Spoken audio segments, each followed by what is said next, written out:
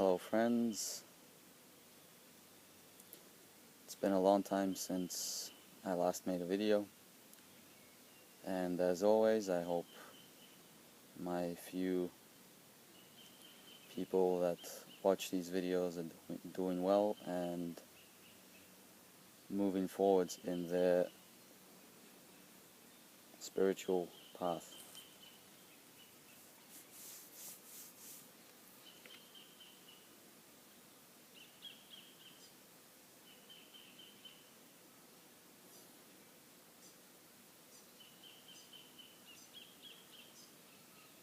As with anyone, I'm sure since last time a lot of things have changed in your life, or maybe nothing much has changed.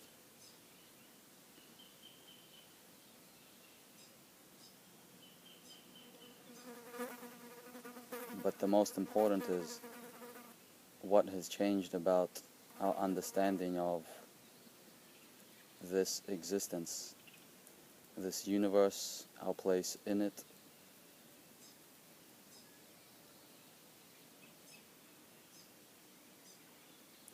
Have we found out more about what we have always been searching for? Or have we stagnated and become overly caught up in human affairs? Well, me personally, I've become really busy in terms of work, and although I don't want to talk too much personal stuff, because what I want to communicate in these videos is the highest universal reality of existence.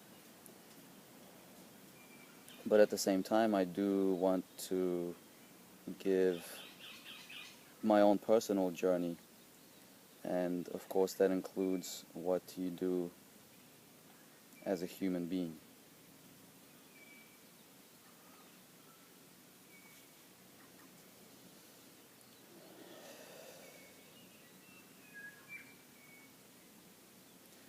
Somehow, as I've become more busy in the world,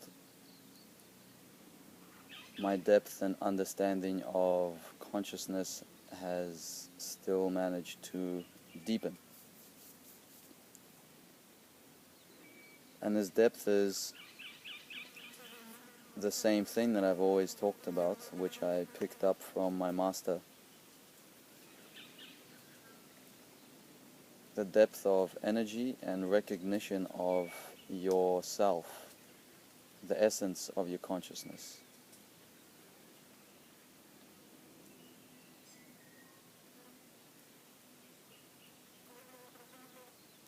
There are very few people that I've met that can even feel anything at all in their own headspace.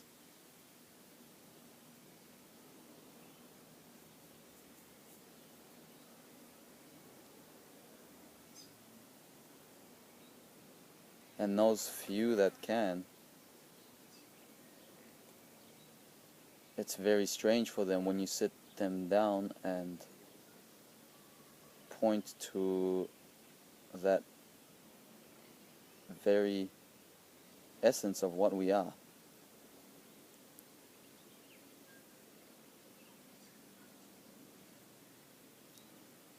The problem is that because identity is locked in the mind, that the mind has assumed the essence. And if there is any access at all to energetic expansions, whether it's your consciousness, your heart, or your belly, that is seen as unimportant.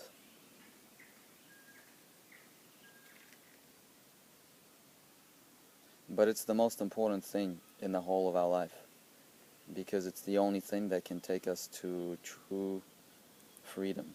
It's the only thing that can take us to the real thing that religious leaders and sages of the past were talking about.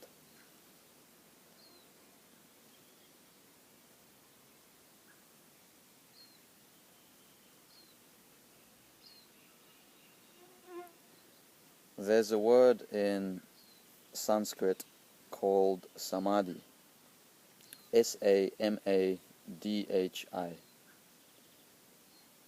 and samadhi translates from my understanding to absorption.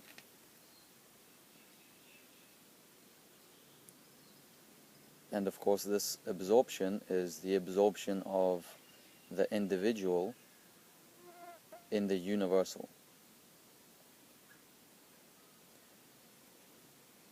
The full and final absorption. So what does this mean? What is a full and final absorption? I don't know. But I know the direction of it, and it's my whole work right now to reach that, or become that absorption. Because when you are absorbed, you become something else.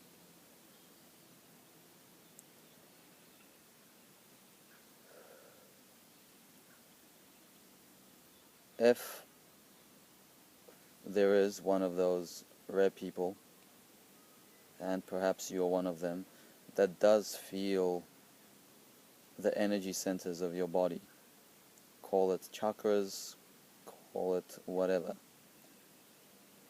but there are three where there is a sense of self, in your head, in your heart, and in your belly.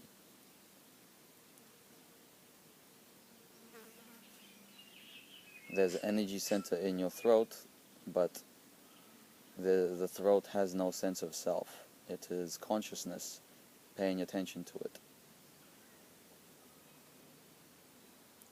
So if you are one of those people that can feel what you are directly beyond your identity as a person, then what full absorption would mean would be to reach the optimum of those energy states, so that we are living our life from that absorption.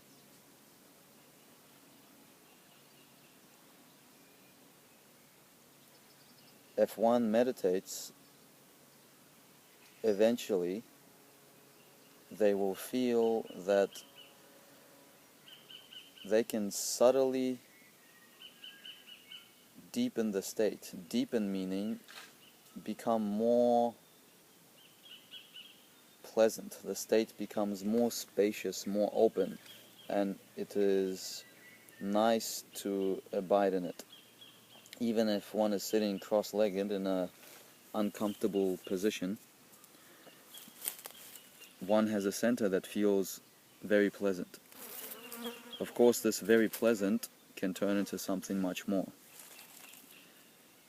And to the point where if someone were to drastically experience the full thing from the beginning, your energy system wouldn't be able to handle that shift, and your mind wouldn't know how to operate. So what we are dealing with are very, very big existential shifts in how we experience ourselves.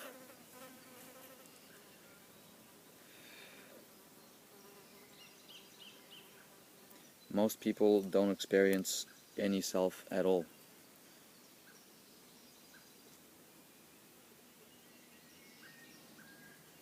%, perhaps.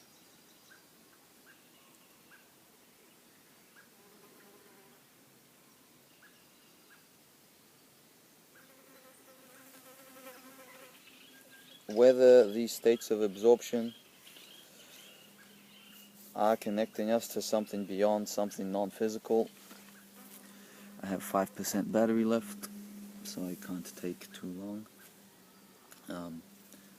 Whether these states are taking us to something non-physical or not, that's beyond my current understanding. In the beginning, when I made these videos, I used to talk about out-of-body experiences, astral projection, and I mentioned a couple or more that were profound to me, my own experiences.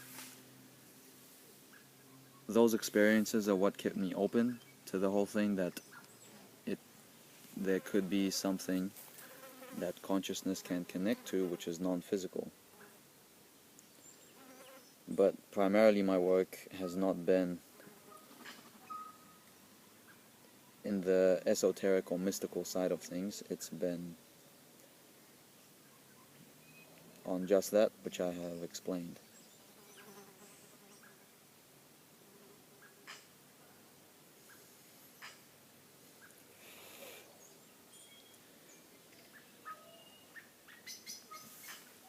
As I work more in the world,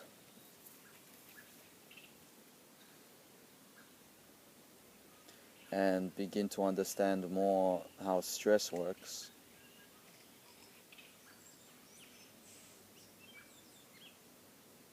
I can say that it's very important to monitor our own nervous system. And this is where being intuited with the energetic dimension of our own self is important, because most people will realize too late, when they already feel horrible inside. And that is called tired. Well, some people will call that hell. Being tired is actually to be in hell.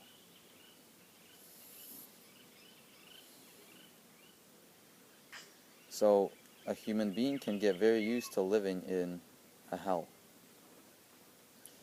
But of course here we're talking about the movement into the heavens.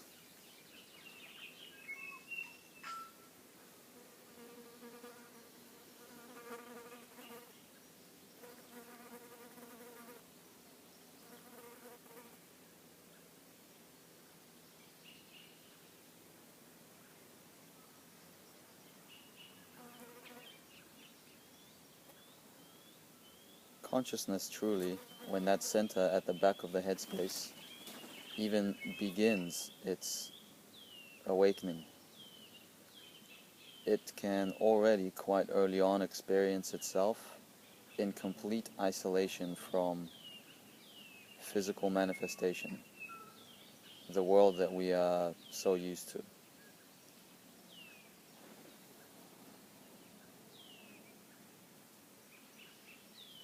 And that is the beginning of the understanding of the direction of universal consciousness, because when your experience of self is no longer based on reference points in this place, your consciousness has the ability to recognize a new reference point, and that new reference point is universal consciousness. Some call the I Am, the original I Am of consciousness. And it's called universal not just because it may be the intelligence of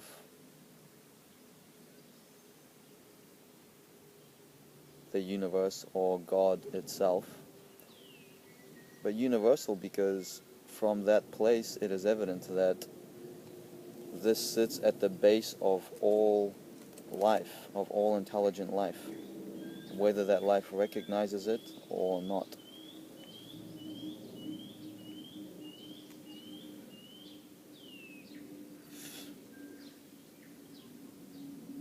Even if we talk about aliens, alien beings that, let's say, move from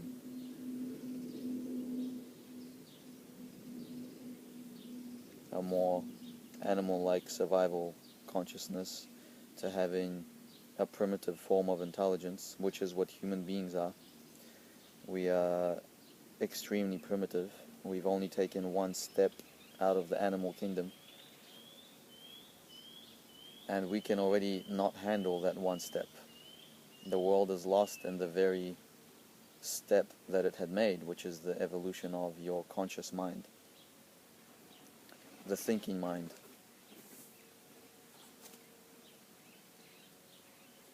the understanding of science led to nuclear weapons and wars. So human beings have only taken the first step out of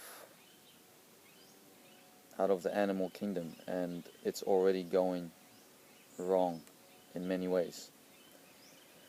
Of course, not everyone. There are many sensitive people that will turn their attention elsewhere, turn the attention into peace, into love, into loving life, loving the planet, loving the whole of existence. But you can't love the whole of existence if you are not in a state of love. If our life balances off and we are overly dependent on survival, then existence is seen as a threat, and one wakes up in the morning not wanting to wake up.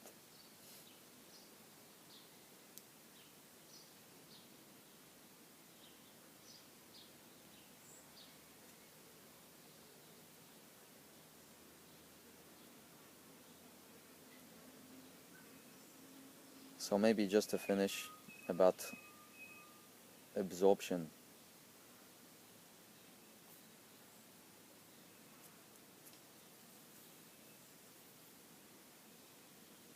When a being gets in touch with their own consciousness,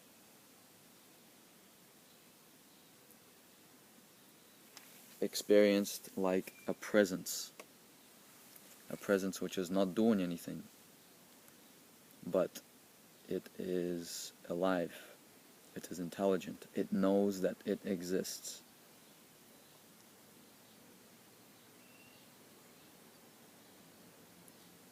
That feeling has to be recognized as imperfect. If one recognizes it as just great, then one will never continue that movement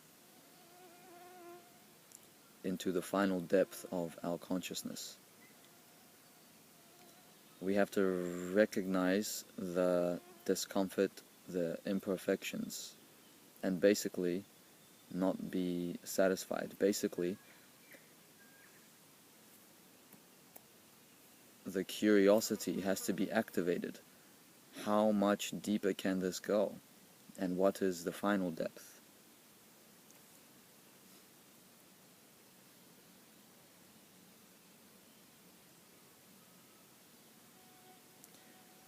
And you can hit some places where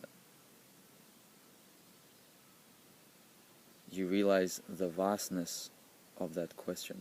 You realize the vastness of what you can experience right now. And it's the only thing that's worth living for a sensitive soul.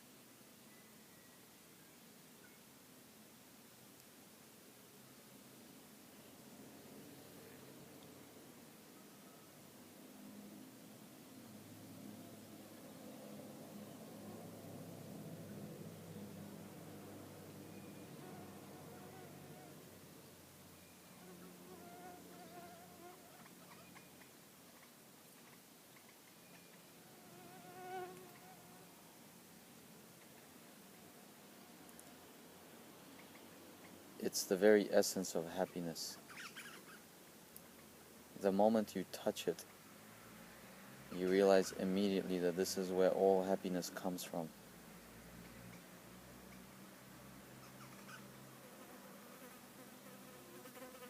not the happiness of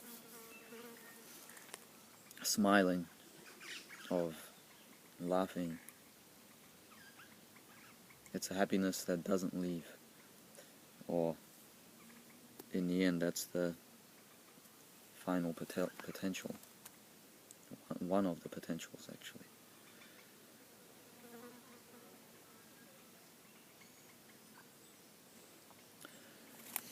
I'm gonna run out of battery probably any moment, so I'll cut it there, but whoever you are, you can feel better, you can know more, and the more you know about that inner reality, the more you will see the secrets of existence, how things work, how things function. You'll see how intelligent nature itself is.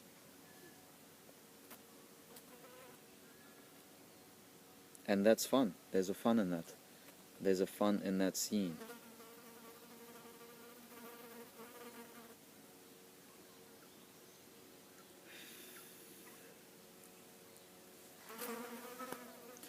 All the best. Until next time.